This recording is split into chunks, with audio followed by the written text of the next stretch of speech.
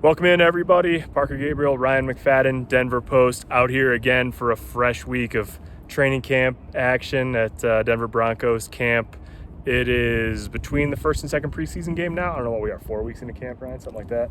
Something like that. Yeah, 4 weeks, 6 months, somewhere in there. It's been a busy week already, busy day today. This was 4 downs, 4 most interesting things we saw and heard at practice here on Tuesday. Number one, injury scare for the Broncos, but it looks like they got away with one. PJ Locke, safety, went down during a 7-on-7 drill, was carted off.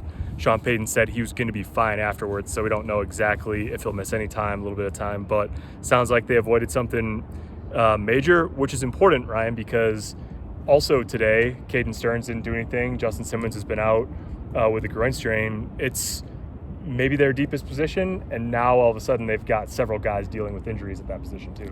Yeah, the Broncos are lucky that PJ Locke's injury, from Payton's standpoint, wasn't that serious. We still don't know. We don't know if he'll be practicing tomorrow. If he got carted out, so it's like probably not. Is he going to play on Saturday? So it's a lot of questions there. But that part of the secondary is pretty banged up, and you saw that out there when they were scrimmaging. You saw a lot of guys, a lot more of your reserve guys going against your projected starters. Yeah. So the depth was depleted out there today, but I know Denver's hoping that PJ avoid something serious and they can get Caden Stearns back ramping up as soon as possible. It looks a little bit different, nothing against those guys, but it's a little different when it's Delaren Turner-Yell and Devin Key than when it's Justin Simmons and Kareem Jackson and Caden Stearns back there. So the sooner they get healthy in that regard, obviously, the better.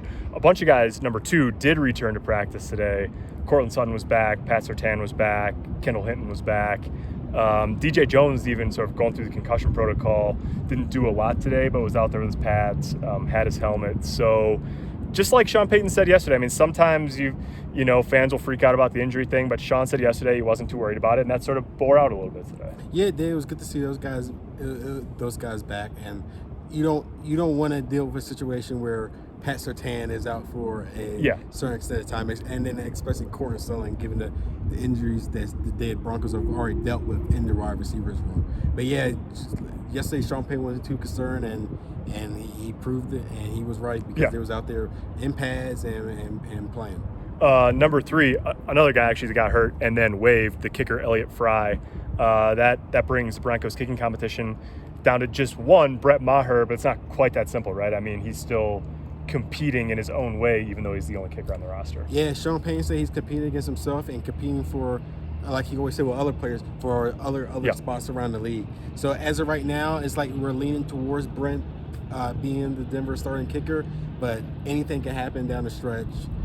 So it'll be interesting to see how that plays out. But we're looking at the former Cowboys kicker suiting up for the Broncos in week 1. Yeah, leader in the clubhouse for sure. There's some veteran guys that are still out there, but they've tried a couple that, Randy Bullock was here.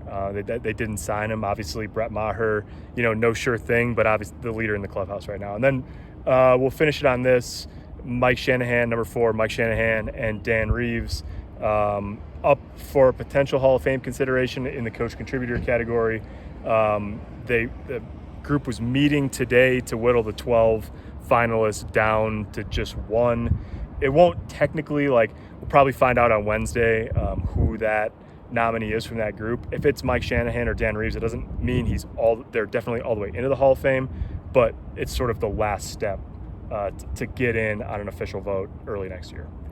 Oh yeah, and it's still a great honor for someone especially like Mike Shanahan, a guy who Payton spoke highly of yesterday in terms of the way he ran his offense, the way he ran the franchise. Yep, definitely 2 Super Bowl titles and 130 plus wins here in Denver for Mike Shanahan, 170 overall. Back-to-back Super Bowl titles usually going to get you into the Hall of Fame. Probably a matter of time for him. We'll find out Wednesday if he is the senior or the coaching and contributor nominee for the class of 2024. For Ryan, I'm Parker. Thanks for watching.